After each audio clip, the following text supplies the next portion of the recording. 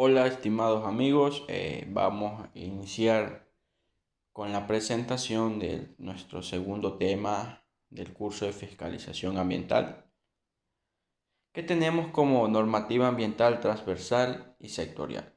Pues en este tema, estimados compañeros, colegas, amigos, vamos a tratar de manera algo breve todo lo que está escrito, ¿verdad?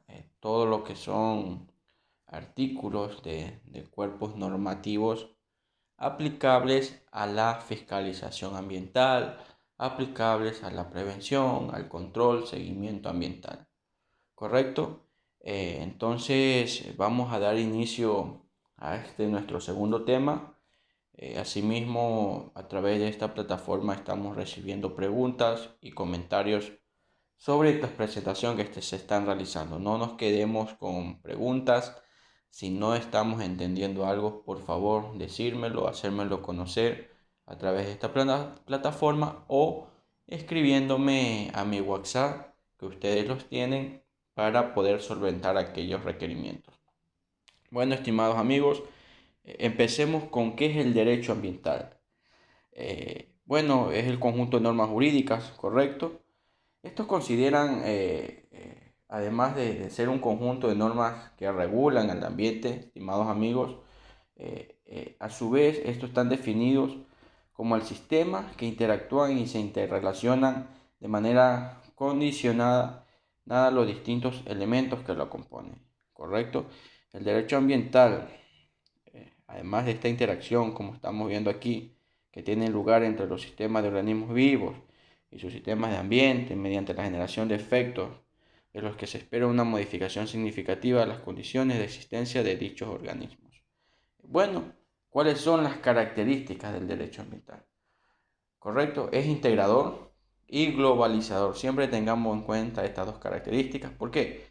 Porque integra y se integra tanto en las ramas científicas como en las jurídicas, globalizando la regularización de las conductas humanas y haciendo a la vez, estimados amigos, que éstas sean más adecuadas a las características particulares del entorno. Es decir, el derecho ambiental, para ejercer este tipo de derechos que garantizan a la naturaleza, no solo nos valemos de artículos, de cuerpos normativos que se encuentran vigentes en la actualidad, sino también del conocimiento científico. Por ejemplo, ustedes como fiscalizadores ambientales, al momento de decir que X o determinado hallazgo que han evidenciado durante un proceso de supervisión o de inspección incumple con determinada normativa, no solo se queda en una observación visual, ¿ok? También tenemos que tener el sustento técnico, el sustento científico, ligado al sustento legal, para de esta manera determinar y no dejar aristas para poder determinar un determinado daño. Esas son las características. El objetivo del derecho ambiental, también el derecho ambiental tiene sus objetivos. Todo cuerpo normativo toda ley, todo reglamento, toda resolución, todo tipo de acto legal que se realice es en base a buscar mejorar algo, a buscar remediar un tipo de problema o buscar subsanar ciertas demandas sociales, ¿correcto? Entonces, el derecho ambiental, así como otro tipo de derechos o otro cuerpo normativo, también tiene sus objetivos. El principal objetivo del derecho ambiental es mantener, estimados amigos, un adecuado control de la contaminación y la conservación y gestión de los recursos. Sus leyes también buscan la forma de proteger y cuidar el ambiente y al mismo tiempo la salud humana, estimados amigos. Recordemos que si tenemos un ambiente sano, seremos ciudadanos sanos también. Si tenemos un ambiente que se encuentra deteriorado, los seres humanos, tanto como los otros seres vivos, vamos a sufrir las consecuencias de esta afectación. ¿Correcto? Entonces, hemos ya visto un poco extendiendo este concepto que vemos en la diapositiva del derecho ambiental. sobre las características y los objetivos del derecho ambiental. Bueno, como hay derecho, decimos, hay obligaciones también. ¿Y qué son las obligaciones ambientales? ¿Las obligaciones ambientales serán derechos ambientales? Correcto que sí, las obligaciones ambientales también son derechos ambientales. ¿Por qué?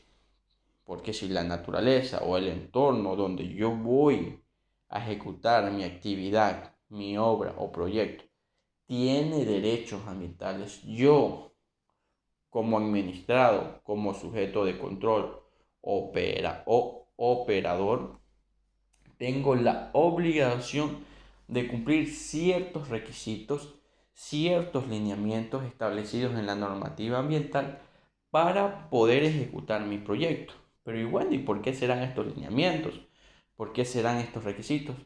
Todo esto va encaminado a precautelar el derecho ambiental de este entorno. ¿A qué? A que mi actividad no sea tan agresiva, la presión de mi actividad sobre el entorno, sobre estos recursos naturales, no vaya a deteriorar sus derechos, que es el derecho de un buen estado del entorno, a no contaminarlo, etcétera, etcétera. Las obligaciones ambientales, como estamos hablando entonces, se están estableciendo en la legislación ambiental, en los instrumentos de gestión ambiental o los mandatos que emita la autoridad a cargo. ¿Cuáles son los instrumentos de gestión ambiental o los instrumentos del seguimiento y control ambiental? En las diapositivas, en la presentación anterior ya hablamos un poco de ello.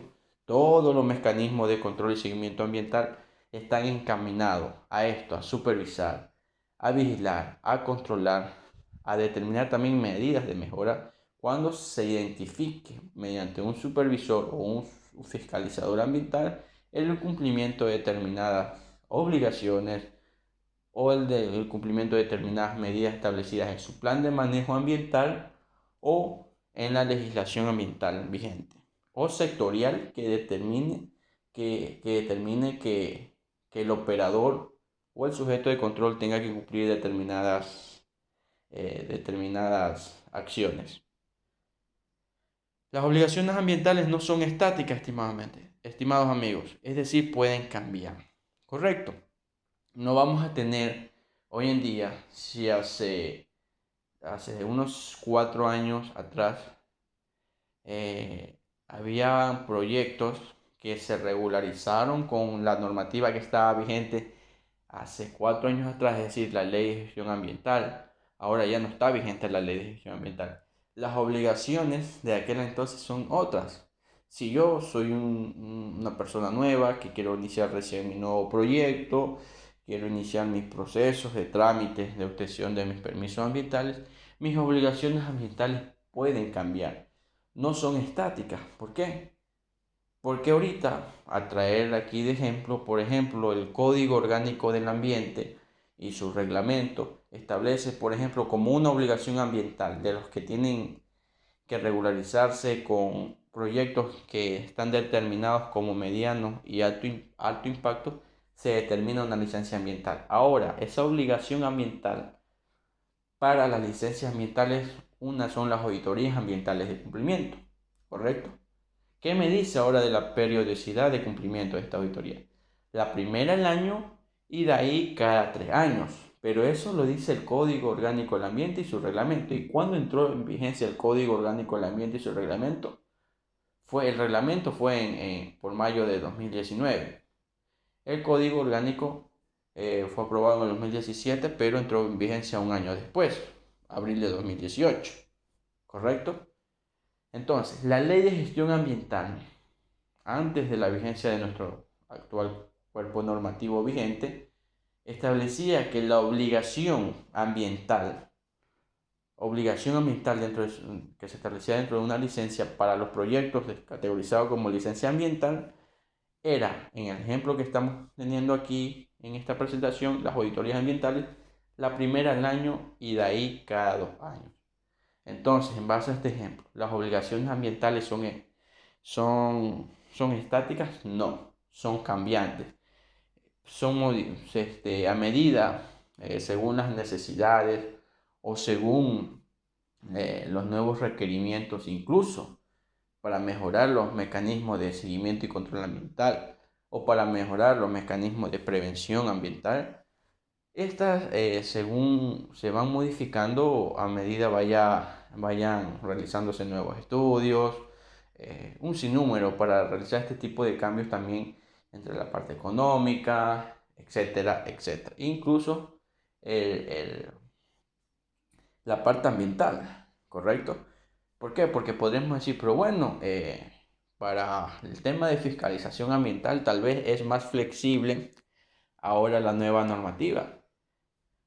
Porque resulta que se permite auditar la primera al año y de ahí cada 3 años. Y antes era la primera al año y de ahí cada 2 años. Había un menor corto tiempo para auditar y que obviamente el operador se veía obligado en el caso de que se identifique algún tipo de hallazgo o no conformidades a corregir en el menor tiempo posible. Pero bueno, si traemos también este ejemplo de que las obligaciones ambientales no son estáticas, son cambiantes y dependen de muchos aspectos, traemos a que la actual normativa ambiental ha incluido una nueva obligación ambiental para el tema de licencia ambiental, impactos medianos o altos, y es los informes de gestión ambiental, ¿correcto? ¿Qué son estos informes de gestión ambiental? Que antes no se presentaban. Es una nueva obligación ambiental que aparece en el nuevo reglamento del Código Orgánico del Ambiente y en el Código Orgánico del Ambiente. Este sí obliga a los operadores de este tipo de categoría de proyectos ambientales a auditar, digámoslo así, o hacerle un seguimiento obligatoriamente a su plan de manejo ambiental de manera anual y que de manera anual tiene que presentarlo a la autoridad ambiental para su revisión y posterior pronunciamiento, ¿correcto? ¿Y qué evalúa este informe de gestión ambiental? Que tienen que ser año a año todos los operadores con esta categoría. Evalúa el plan de monitoreo, plan de monitoreo, que es un subplan del plan de manejo ambiental, y en conjunto todo el plan de manejo ambiental. Antes de la vigencia de este cuerpo normativo, esta obligación ambiental no existía ni siquiera en el cuerpo legal. Entonces, de esta manera suple, de esta manera minimiza o reduce también este tipo de comentarios que pudiera surgir de decir, pues no, ahora la normativa es más flexible, antes se auditaba al año y cada 2 años, ahora resulta que al año y cada 3 años, no.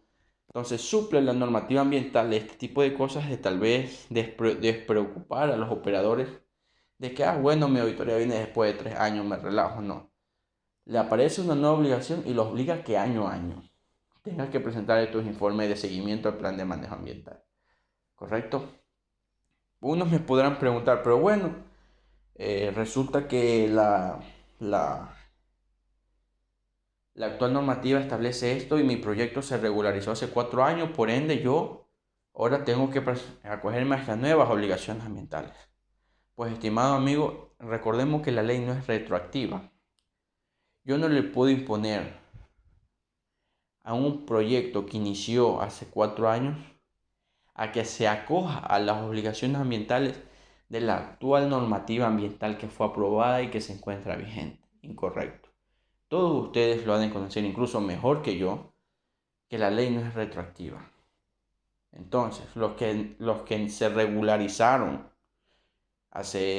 antes de la vigencia del Código Orgánico del Ambiente y de su reglamento, continúan con las obligaciones ambientales de aquel entonces. Quienes se regularizaron después de la vigencia del reglamento al Código Orgánico del Ambiente adquieren las nuevas obligaciones ambientales, que se encuentran descritas en el actual cuerpo legal. Que nos quede bien en claro esta línea de tiempo, porque ha existido un sinnúmero de confusiones a nivel nacional, incluso por criterios que no han estado claros por la misma autoridad ambiental nacional. Por experiencia propia, les puedo comentar que hemos tenido reuniones para esclarecer esta línea de tiempo. Bueno, la actual normativa dice esto, todos los proyectos, hasta los que se me regularizaron en el 2011, 2010, 2012, Ahora me presentan cada 3 años la auditoría. Pues no. La normativa ambiental, el área jurídica de la Autoridad Ambiental Nacional ha emitido su criterio de forma clara y diciendo no. La ley no es retroactiva. ¿Cómo yo le puedo imponer nuevas obligaciones ambientales a alguien que se regularizó hace 4 años, cuyas obligaciones eran otras según la normativa ambiental? A los que inician desde cero, en los actuales momentos, eso sí, adquieren incluso los nuevos procedimientos de regularización ambiental. Recordemos que antes de la vigencia del RCOA, no se pedía diagnóstico ambiental para un proceso de regularización ambiental. Ahora sí, el sistema te pide que cuando tu proyecto se encuentra ya en operación y no ha obtenido una regularización ambiental, debe primero presentar un diagnóstico ambiental. Y de ahí en adelante sigue todo el proceso de regularización, que es el estudio de impacto ambiental, los procesos de participación social, el tema de o difusión pública también, el tema de pólizas, etcétera, etcétera. Y estos pasos que suenan tan sencillos llevan su tiempo de proceso de elaboración, proceso de revisión, etcétera, etcétera. Entonces, el mismo proceso de regularización ambiental antes era otro, actualmente es otro. Por eso, quienes iniciaron su proceso de regularización ambiental con la anterior normativa y actualmente se encuentran, no han obtenido su autorización administrativa, es decir, no han finalizado su proyecto por A o B motivo, hubo demora en la autoridad, no se pronunció, ha estado dando vueltas el asunto. Entonces culmina actualmente con la anterior normativa. Porque él inició hace muchos años su proceso. Y ha venido caminando de forma lenta porque tal vez la autoridad no se le pronunció, pero él tiene que culminar con la anterior normativa. Claro, decimos, pero bueno, pero ¿cómo es eso? Tenemos que separar esta línea de tiempo, vuelvo y repito. Actualmente, si ustedes como supervisores ambientales van al campo a supervisar, a inspeccionar un determinado proyecto, para sancionar, sí se debe aplicar la actual normativa. Es decir, para determinar el tipo de infracción, más no para determinar el tipo de incumplimiento a una obligación ambiental. Tengamos bien claro eso. Por ejemplo, una infracción leve dice si vemos el Código Orgánico del Ambiente, que esto lo vamos a ver en la parte final, en el proceso administrativo sancionador. Si, por ejemplo, me dice, yo le digo, ¿sabes qué, señor administrado o operador? Usted no ha cumplido con la periodicidad de la presentación de las auditorías. Eso dice simplemente la infracción leve. No le dice, usted no ha cumplido con presentar al año y de ahí cada 3 años la auditoría. No. La infracción leve simplemente dice, se incumple con la presentación según la periodicidad. ¿Correcto? Entonces, ahí yo veo, bueno, si este señor se regularizó anteriormente, él incumplió con presentar al año y cada 2 años. Bueno, según la nueva infracción, es una infracción leve. ¿Correcto? Ojo, y él debe presentar al año y cada 2 años. Si actualmente alguien me incumple, que es alguien que inició su proceso de regularización ambiental y obtuvo su permiso después de la vigencia del COA, resulta que él tiene que presentar la primera al año y de ahí cada 3 años. Entonces también aplica la misma infracción, porque la infracción no está indicándome, diciéndome, usted incumplió presentar la primera al año y de ahí cada 3 años. Simplemente no me aplicaría para un proyecto que fue regularizado después de la vigencia del COA. ¿Por qué? Porque antes de eso decía que era la primera al año y de ahí cada 2 años. ¿Correcto? Entonces las infracciones ambientales estipuladas en la nueva normativa sí son aplicables para todos, incluyendo los que se regularizaron anteriormente con los que se regularizan actualmente. Lo que no es igual para todos son ciertos tipos de obligaciones ambientales, porque incluso es como su licencia de conducir. Todo proyecto que tenga su licencia ambiental, detrás de ella tiene sus obligaciones ambientales. que deben ser cumplidas. Y lastimosamente las licencias de un permiso ambiental tal vez no son como nuestra licencia de conducir, que nos caduca a los 5 años. No, una licencia ambiental para determinado proyecto es dada para toda la vida operacional del proyecto hasta que se decida cerrar la actividad. No tiene tema de caducidad, etcétera, etcétera. La caducidad la determina la autoridad ambiental en caso de que existan daños ambientales, que haya que dar de baja su permiso ambiental, o el mismo operador que decida dar por cesado sus actividades. Ahí sí tendrá que darle de baja y por ende se extingue el permiso, ¿correcto? Bueno, quedamos claros entonces con el tema de las obligaciones ambientales. Vamos a seguir a la siguiente diapositiva. ¿Cuáles son las fuentes de derecho ambiental en nuestro país?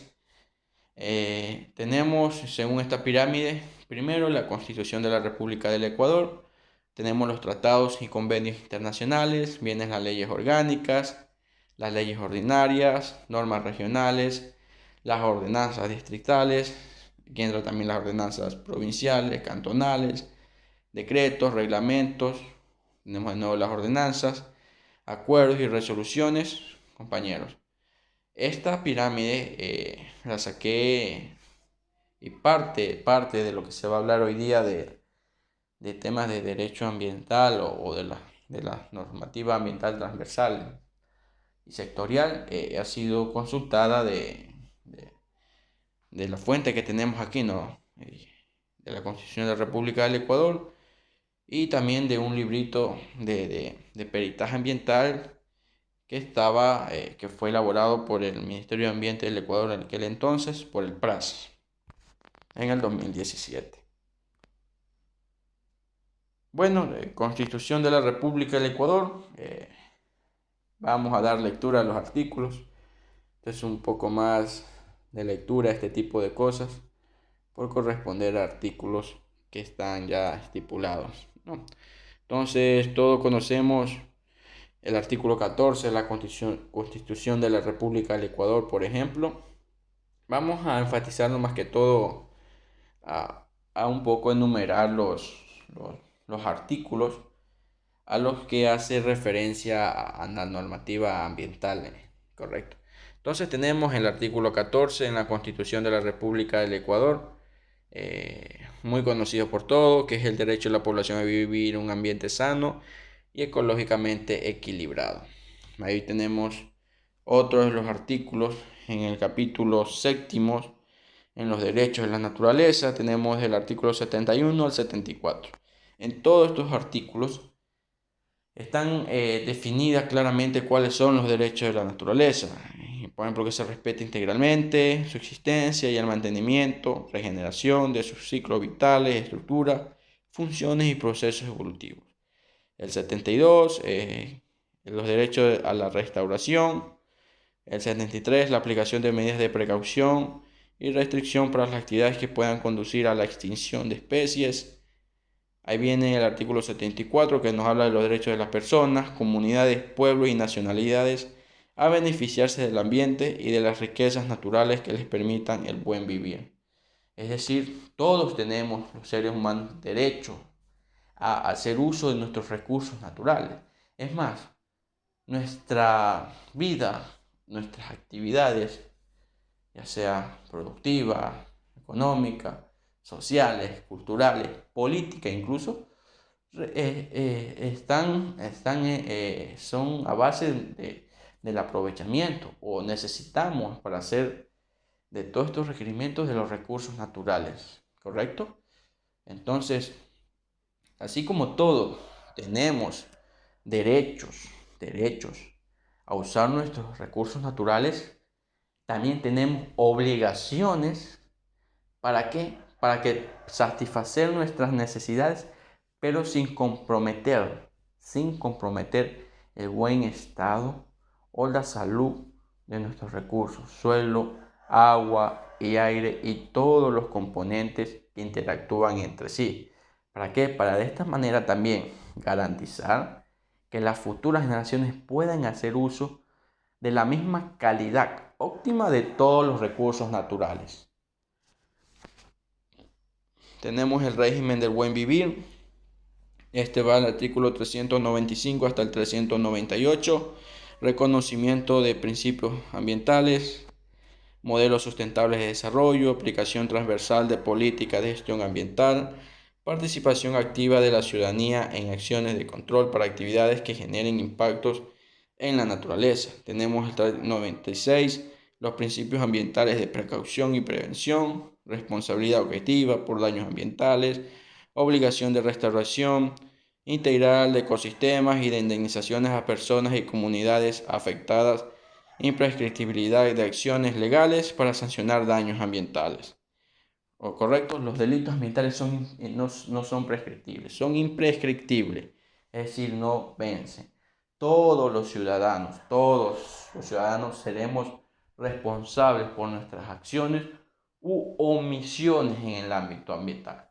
Por eso, como fiscalizadores ambientales, nosotros no podemos nunca hacernos de la vista gorda o hacernos los distraídos cuando identifiquemos algún daño, alguna no conformidad. Debemos de comunicarlo, debemos de solicitar los correspondientes planes de acción. Si se determina algún daño ambiental, disponer de manera inmediata la remediación, la reparación, etcétera, etcétera, del área. ¿Correcto? ¿Por qué? Porque si nos hacemos de la vista gorda o nos hacemos los desapercibidos, lo que no pasa nada, si algún día llegase esta no conformidad que dejamos pasar por alto a repercutir de manera significativa sobre el ambiente, sobre la salud de las personas, etcétera, etcétera, seremos nosotros responsables también, aunque no hayamos tenido nada que ver con la ejecución de determinado proyecto. Pero como fiscalizadores ambientales, como supervisores ambientales, si omitimos una de nuestras responsabilidades, que era disponer, se tomen acciones, se tomen correctivos.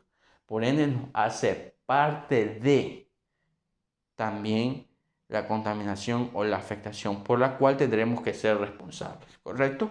Que nos quede clarísimo esto. Acciones u omisiones van a determinar también nuestra responsabilidad ambiental sobre los determinados daños. Ahí viene el 397, la actuación inmediata y subsidiaria del Estado ante daños ambientales, sanciones y repetición contra el causante del daño. Es algo similar a lo que decía. Por ejemplo, un fiscalizador ambiental que se encuentra en el servicio público debe actuar de manera inmediata, no debe esperar o a que pase el tiempo para que la vigilancia ciudadana se olvide. No. Primero, los delitos ambientales son imprescriptibles. Segundo, todos sabemos que además los contaminantes son muy persistentes en el ambiente. Y esta persistencia va también a determinar el daño que vaya a causar. Por lo cual, este tipo de contaminación no va a ser muy fácil de que vaya a dejar de manera relajada la vigilancia ciudadana. Es decir, que la vigilancia ciudadana vaya a decir, bueno, ya pasó, nos vamos. No.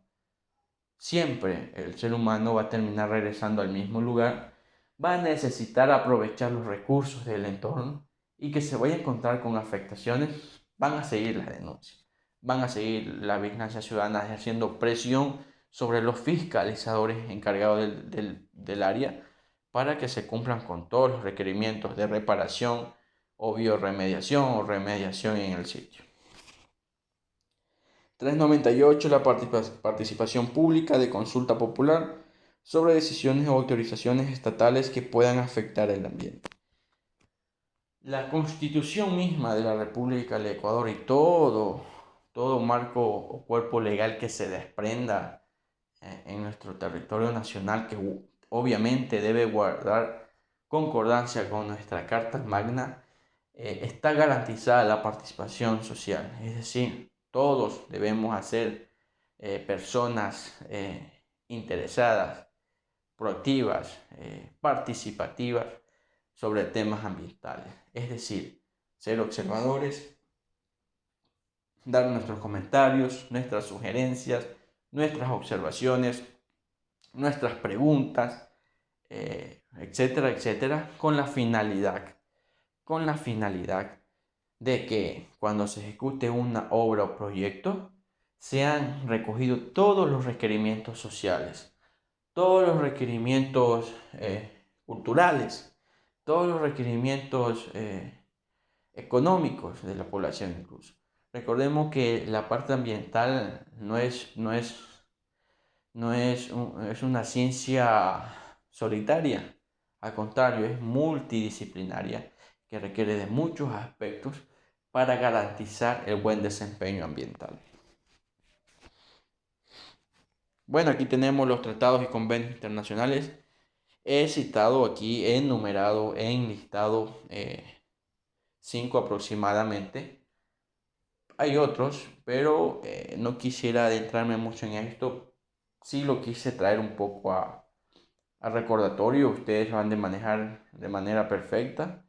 E incluso he dejado también aquí en el curso link de accesos a este tipo de convenios o tratados internacionales de cual el Ecuador es signatario, es firmante, es decir, se compromete a cumplir aquellos compromisos adquiridos. ¿Correcto? Igual voy a dejar también un taller dentro de este mismo tema para garantizar así la lectura que vaya a fortalecer, a enriquecer nuestros conocimientos. Bueno, uno de los tratados y convenios internacionales del cual el Ecuador es signatario, tenemos la Declaración de las Naciones Unidas sobre el medio ambiente humano. Este fue suscrito en 1972. Bueno, lo que buscaba este tratado era la materialización del interés por la protección del ambiente. Luego tenemos la Carta Mundial de la Naturaleza, que fue firmada en 1982, que proclama 5 principios, ¿correcto? 5 principios generales sobre el respeto a la naturaleza, en cual tenemos, por ejemplo, recordándome, el primero era respetar la naturaleza y no perturbarla en sus procesos esenciales, es decir, garantizar que todos nuestros proyectos, obras o actividades no perturben los ciclos vitales de la naturaleza, que son fundamentales incluso para la vida. No se amenazará la viabilidad genética de la tierra, la población de todas las especies silvestres, domésticas, y el compromiso de mantener un nivel por lo menos suficientes para que esto se garantice la supervivencia y salvaguardar los hábitats necesarios para nuestra supervivencia y para garantizar un ambiente saludable. Otro principio era el tema de la conservación, que se tendría que aplicar a todas las partes de la superficie terrestre, ¿correcto? Ahí tenemos los ecosistemas y los organismos, así como los recursos terrestres, marinos y atmosféricos que son utilizados por el hombre. Se administran de manera tal de lograr y mantener también su productividad y óptima y continua funcionalidad, sin por ello poner en peligro la integridad de otros ecosistemas y especies con los que coexistamos, ¿verdad? Entonces recordemos que nuestro entorno es una interrelación entre seres vivos y abióticos que debemos convivir en una misma casa. Esto era básicamente el tema de la Carta Mundial de la Naturaleza. Ahora tenemos también el Convenio de Viena, que fue firmado en 1985. Este buscaba promover la cooperación sobre el impacto de las actividades humanas en la capa de ozono. Protocolo de Kioto, 1997, también era sobre los gases de efecto invernadero, qué políticas, qué medidas, qué acciones como países ejecutamos para reducir este tipo de emisiones. El Protocolo de Montreal en 1989, también con la finalidad de proteger la capa de ozono y la eliminación de las sustancias que agotan la capa de ozono. ¿Correcto? Vuelvo y le repito, he dejado estos temas, si nos ponemos a hablar, tendremos para hablar demasiado, por lo cual he dejado también para garantizar la participación de todos ustedes los links, ustedes pueden acceder a otros links incluso para garantizar la lectura de todos ustedes. ¿correcto? E incluso vamos a dejar un taller para que sea respondido por ustedes. Leyes orgánicas y secundarias.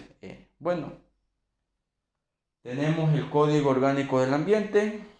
Vamos a hablar un poco de qué artículos son los que dentro del Código Orgánico del Ambiente están relacionados con el derecho ambiental. Tenemos el artículo 5, el 6 y el 9. Aquí tenemos el derecho de la población a vivir en un ambiente sano, algo que guarda relación con la Constitución de la República del Ecuador. Habla sobre los derechos, la naturaleza y los principios ambientales, ¿correcto? Ahí tenemos el artículo 10, que no habla de la responsabilidad ambiental, responsabilidad objetiva. Todos estos principios al final lo vamos a ir a desglosar un poco más, ¿correcto? Ahorita nomás estamos enumerando un poco los artículos que guardan relación con el tema de la fiscalización ambiental. Tenemos el artículo 164, prevención, control, seguimiento y reparación integral. Prevención, todos los procesos que hemos venido hablando de regularización ambiental.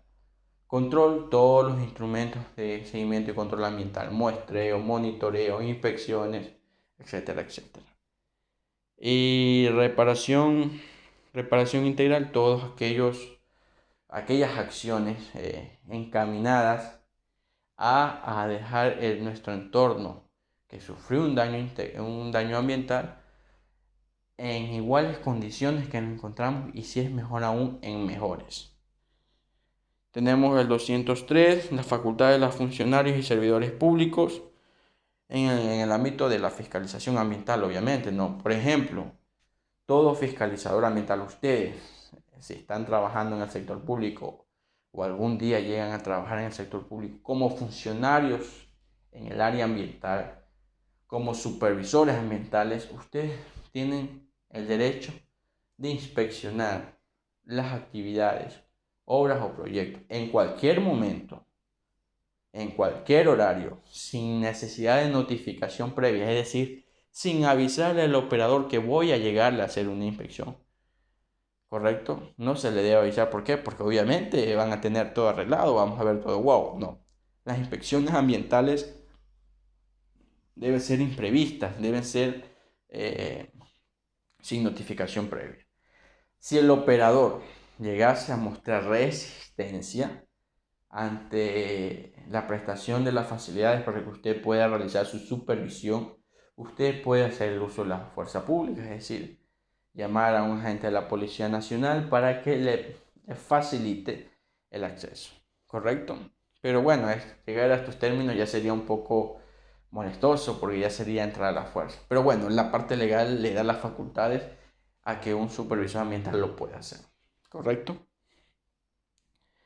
Tenemos otros artículos, por ejemplo, vamos el 302, de responsabilidad civil y penal por daño ambiental, defensa de los derechos de la naturaleza, imprescriptibilidad de las acciones, correcto. No me voy a cansar de decirles durante todo el curso que somos responsables por nuestras acciones u omisiones.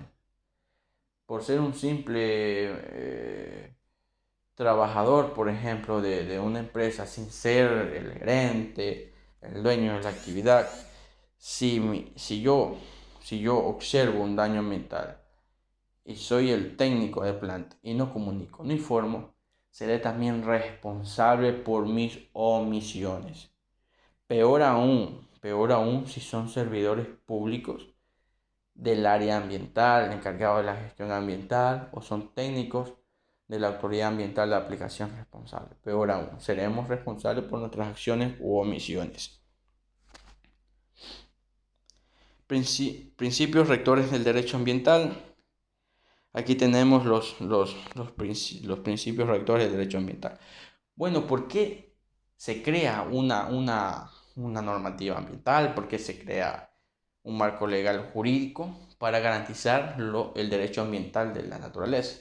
Bueno, hay principios, y estos son: principio de precaución, que a través de este principio se busca que se adopten las medidas eficaces para evitar, reducir, mitigar o cesar la afectación, aun cuando no exista evidencia científica sobre estas afectaciones. Principio de prevención, exigencia al promotor de una actividad de cumplir las disposiciones, normas y medidas destinadas a limitar, evitar, reducir, mitigar y cesar afectaciones cuando existen certidumbres sobre el impacto o daño que las mismas puedan generar. El que contamina paga. Quienes contaminan están obligados a reparar la reparación integral y a la indemnización de a los perjudicados, adoptando además medidas de compensación a las poblaciones afectadas y al pago de sanciones. Es decir, si yo contamino voluntariamente, o sea, no tendría ni por qué que obligarme, tengo que indemnizar, tengo que pagar, ¿correcto? Principio de participación, todos sabemos, todos los ciudadanos debemos ser partícipes como veedores, como incluso fiscalizadores, y poder denunciar aquellas acciones para garantizar de esta manera que el control sea incluso más efectivo. Características y fines del derecho ambiental, estimado amigo. Preventivo, toda la política ambiental que se enmarque debe estar encaminada a prevenir los daños ambientales, a prevenir todo tipo de posibles riesgos que vayan a afectar nuestro entorno. Restaurador, es como el principio de contaminador paga, es decir, si yo causo un daño ambiental, estoy obligado a, a aplicar todos los esfuerzos. Esto incluso requiere de tema económico, a destinar todos los esfuerzos para remediar mi sitio, para dejar mi sitio en óptimas condiciones, como lo encontré, o mejor aún, en mejores condiciones, y que esté apto para seguir para el buen desempeño ambiental. Transversal, ¿por qué transversal? Esto quiere decir que se tiene que guardar muy íntima relación en el plano de las competencias procedimentales o de las acciones, con la capacidad, por ejemplo, de actuar con autonomía frente a situaciones en las que se encuentren comprometidos los derechos de la naturaleza y por ende toque salir a su defensa y a su protección. Es decir, transversal, tenemos varias autoridades ambientales. Tenemos la Autoridad Ambiental Nacional y la Autoridad Ambiental de Aplicación Responsable, sea esta según sus competencias, como les acabo de decir, los GA provincial o los GA cantonales acreditados, ¿correcto? Entonces, todas estas autoridades, según el ámbito de sus competencias, deben ejecutar el seguimiento y control ambiental de manera eficaz y hacer cumplir, sancionar, notificar, supervisar, inspeccionar todo aquello necesario para que todos los sectores objeto de fiscalización ambiental cumplan con la normativa ambiental nacional, sus obligaciones y el plan de manejo o todas las medidas que se hayan adoptado durante todo el proceso de prevención, seguimiento y control ambiental para mitigar impactos o reducir impactos ambientales. Participativo, siempre la participación ciudadana, la veeduría ciudadana, incluso está contemplada como un mecanismo de seguimiento y control ambiental, es fundamental para el ejercicio eficaz de la fiscalización o supervisión ambiental. ¿Por qué? Porque, por ejemplo, servidores públicos o gente o empresas privadas que fueron contratadas por una obra para hacer la fiscalización, donde se contrata aquello también, el control ambiental, al plan de manejo o a los rubros ambientales. Tal vez, por ejemplo, ahorita le tocó, según el cronograma de actividades, hacer informes en oficina. No le toca estar en campo, in situ, donde se desarrolla la actividad. Pero un ciudadano de la comunidad va pasando por donde se está desarrollando la actividad, porque por ahí tiene su camino hacia su casa o hacia una escuela o hacia una tienda. Y él sí, porque en ese momento pasa por el lugar, se puede percatar de que en ese momento está ocurriendo un incidente o se puede percatar de que se está afectando algunos de los recursos naturales en ese momento. Entonces, él como veedor ciudadano comunica, obviamente, al fiscalizador ambiental para que actúe, ¿correcto? Entonces, la veeduría ciudadana es importantísima.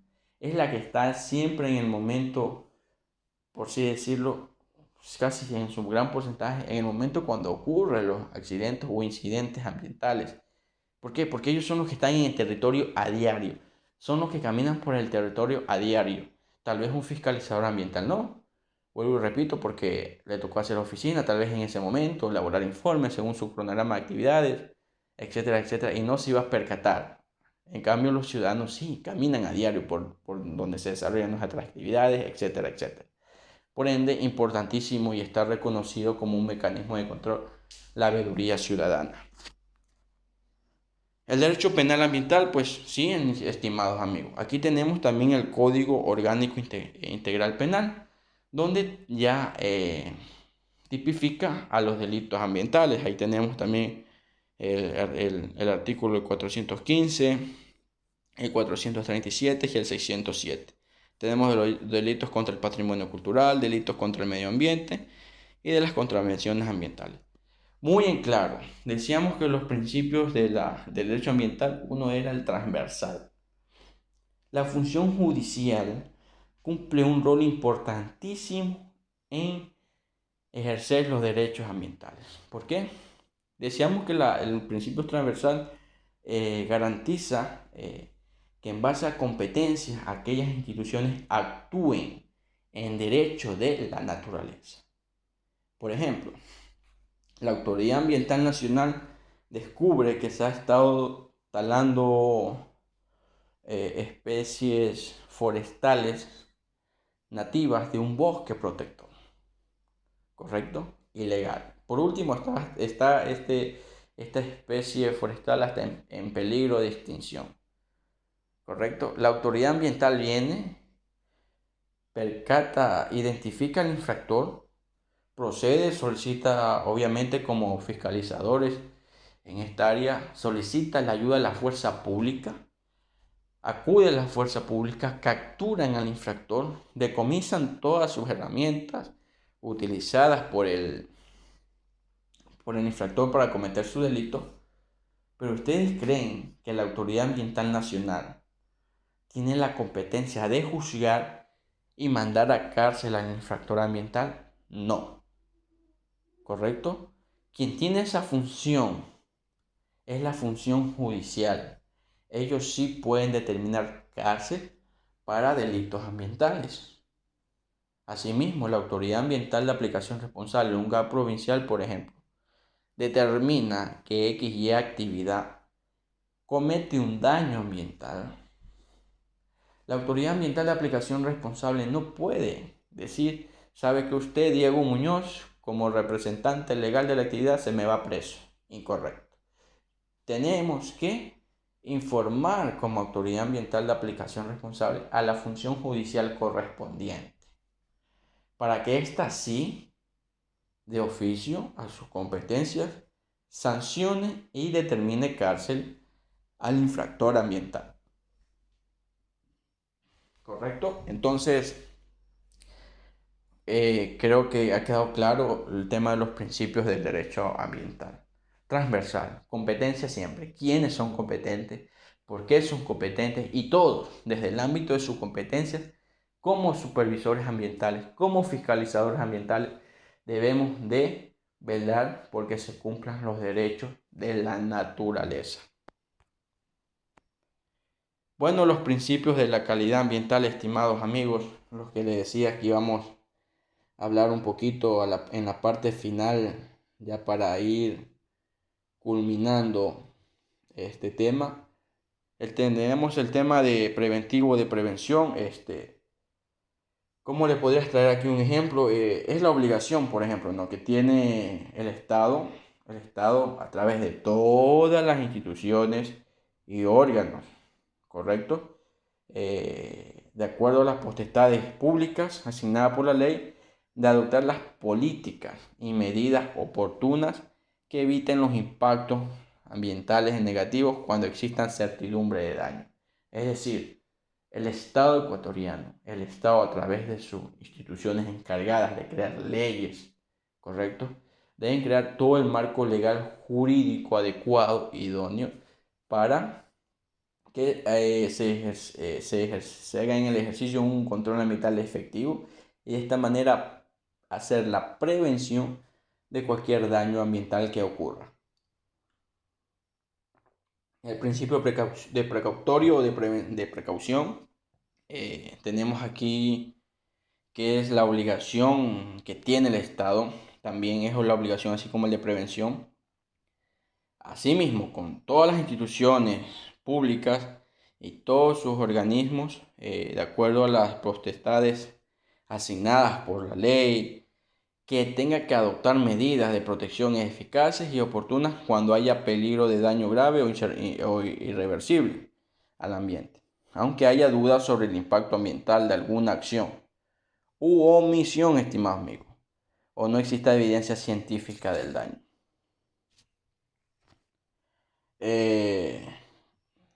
¿Qué otro principio? El de contaminador pagador, ya hablamos, ya lo vimos hace un momento atrás. Todas las personas que causen un daño ambiental están obligadas a pagar, a remediar el daño. Esto va a requerir obviamente recursos económicos. Corrección en la fuente, es decir, si identifico en la fuente o veo cuál es mi fuente de contaminación o en el lugar en que se está generando una contaminación ambiental, debo corregir in situ, aplicar todas las medidas necesarias para evitar mi daño ambiental. Corresponsabilidad en materia ambiental. Todos los ciudadanos, todos, absolutamente todos, tenemos la corresponsabilidad ambiental según nuestra normativa ambiental. De la cuna a la tumba, es decir, garantizar que todos nuestros productos, todos nuestros desechos que se generen, así como se garantiza el buen tratamiento al momento de generar un bien o servicio, asimismo se garantice una buena disposición final para todos los residuos o desechos generados por nuestras actividades. Responsabilidad objetiva, responsabilidad extendida de productor y importador, es decir, si usted importa un producto químico, obviamente lo importa, lo vende al productor, asimismo usted está obligado a recibir el envase vacío de agroquímicos y darle una gestión adecuada. La mejor tecnología disponible, es decir, la mejora continua, adquirir nuevas tecnologías, menos contaminantes para evitar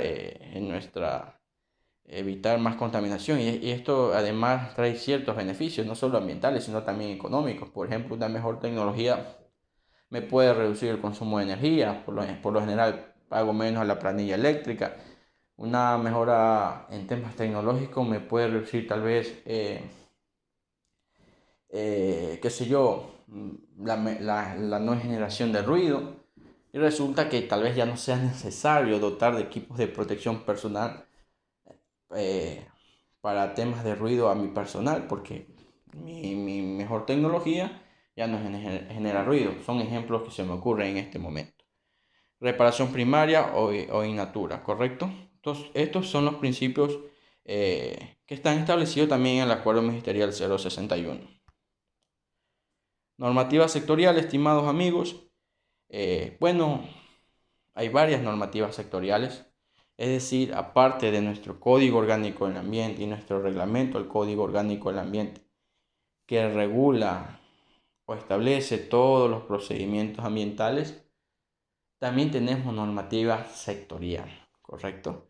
Entonces aquí le traigo a cita, por ejemplo, la ley de aguas, la ley de minería, reglamento ambiental de operaciones hidrocarburíferas, ley orgánica de telecomunicaciones, reglamento ambiental para el saneamiento ambiental agrícola y ley orgánica de servicio público de energía eléctrica.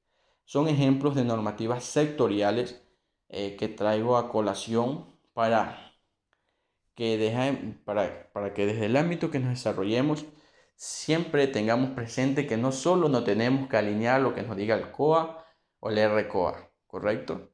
También tenemos que buscar nuestra normativa ambiental del sector, que siempre obviamente va a estar alineada o trata de alinearse a lo que establece el COA y el RCOA y nuestra Constitución. ¿correcto?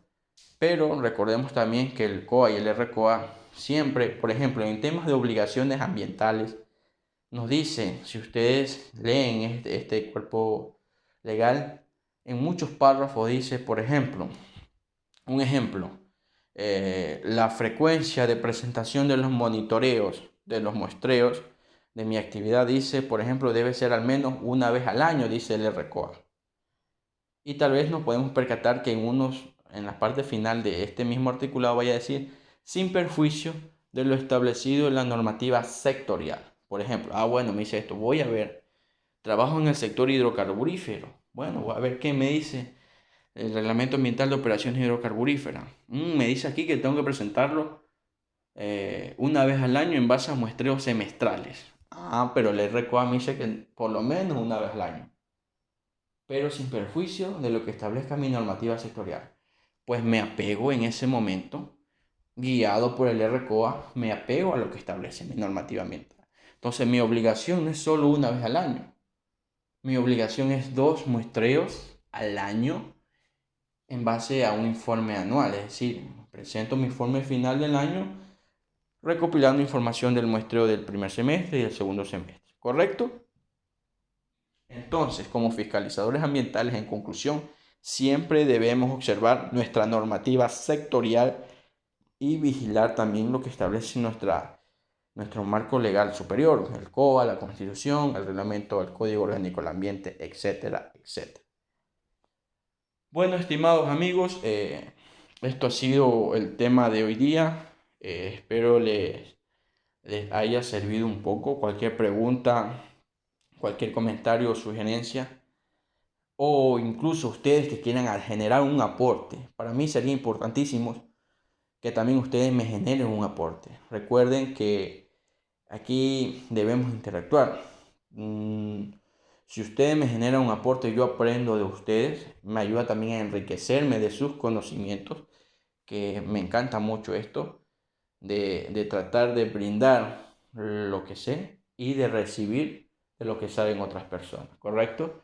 Me gustaría mucho también que ustedes den sus puntos de vista, sus opiniones, sus comentarios, o incluso en este curso puedan relatar su experiencia, que hayan vivido en base a su experiencia profesional, en la ejecución de procesos de seguimiento y control ambiental o en la aplicación de normativas ambientales. Estimados amigos, para mí ha sido un gusto en este segundo tema. Espero no se olviden de marcar la existencia en cada tema, por favor, para que puedan ir desarrollando el curso. Muchas gracias, estimados amigos. Nos encontramos en el tercer tema.